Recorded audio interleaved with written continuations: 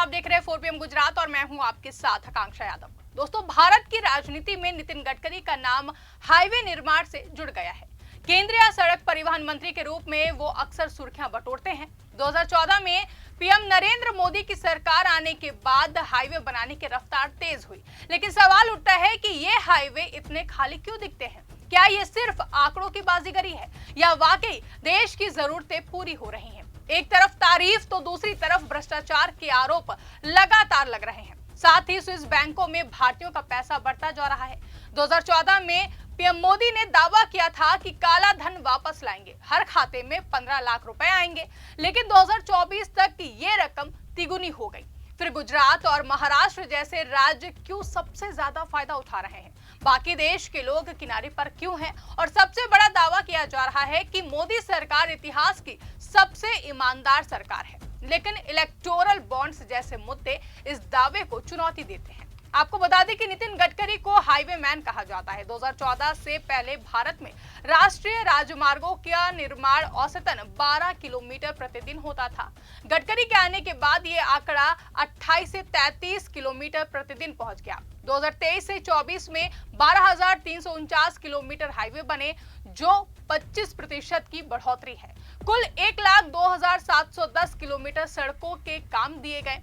गडकरी कहते हैं कि भारत की सड़कें अमेरिका से बेहतर हो जाएंगी। पर्यावरण के लिए वेस्ट प्रोडक्ट्स का इस्तेमाल, प्लास्टिक रोड भी उनकी पहल है। लेकिन तारीफ के पीछे काला सच क्या है?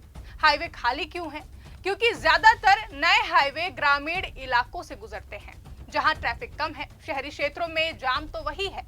2024 में संसद में गडकरी ने खुद माना कि 44% से ज्यादा राष्ट्रीय राजमार्ग प्रोजेक्ट्स देरी से चल रहे हैं, जिसका कारण भूमि अधिग्रहण की समस्या, फंड की कमी और ठेकेदारों की लापरवाही।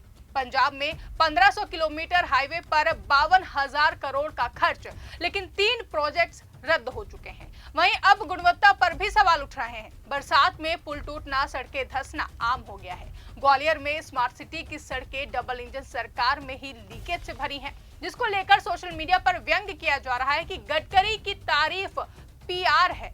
असल में सड़कें कम बनी हैं, भ्रष्टाचार ज्यादा हुआ है। रेडिट पर यूजर्स कहते हैं कि आंकड़े फुल हैं, लेकिन हाईवे खाली हैं क्योंकि कनेक्टिविटी अधूरी है। सड़क निर्माण में गुजराती कंपनियों को और ठेकेदारों को ज्यादा फायदा हो रहा है। एनएचएआई प्रोजेक्ट्स में 3,303 करोड़ के काम रद्द कर दिए, लेकिन पैसे कौन वसूल रहा है? गडकरी ने 3,75,000 करोड़ के एनपीए बचाए, लेकिन ये बैंक को फायदा पहुंचाने का तरीका लगता है। कुल मिलाकर उपलब्धियां हैं, लेकिन काला सच गुणवत्ता और पारदर्शिता की कमी है। मोदी ने कहा कि 15 लाख रुपए सबके खाते में आएंगे, लेकिन काला धन चौगुना हो गया है, जिससे साफ पता चलता है कि वादा अधूरा रह गया है, लेकिन तिजोरी भरी हुई है। 2014 में मोदी सरकार में गुजरात और महाराष्ट्र को सबसे ज्यादा फायदा पहुंचाया गया है। जहां बता दें कि गुजरात मॉडल की अगर हम बात करें तो infrastructure, road, power, water, Modi के सीएम काल में 3,000 किलोमीटर ग्रामीण सड़कें बनी। केंद्र में आकर ये मॉडल पूरे देश में फैला और 2024 में गुजरात की जीडीपी ग्रोथ महाराष्ट्र से आगे है। गुजरात में हिंदुत्व, न्यूलिबरलिज्म से अमीर अमीर, गरीब गरीब सबसे ज्यादा है। 2024 की रिपोर्ट बताती है कि गुजरात की वेल्थ महाराष्ट्र से ज्यादा है, लेकिन किसानों की आय दोगुनी नहीं हुई है। महाराष्ट्र में मुंबई पुणे एक्सप्रेसवे जैसे प्रोजेक्ट्स, लेकिन ग्रामीण इलाके पीछे हैं। गुजरात, महाराष्ट्र माला माल हो रहे हैं, बाकी राज्य किनारे पर हैं। मोदी सरकार खुद को जीरो टॉलरेंस वाली ईमानदार सरकार बताती है और दावा करती है कि भ्रष्टाचार खत्म हो गया है। ईडी, सीबीआई सक्रिय हैं, लेकिन लगातार आरोप लगते रहते हैं कि हजारों करोड़ का इलेक्टोरल बॉन्ड्स स्कैम हुआ है। सुप्रीम कोर्ट ने इसे असंवैधानिक कहा है।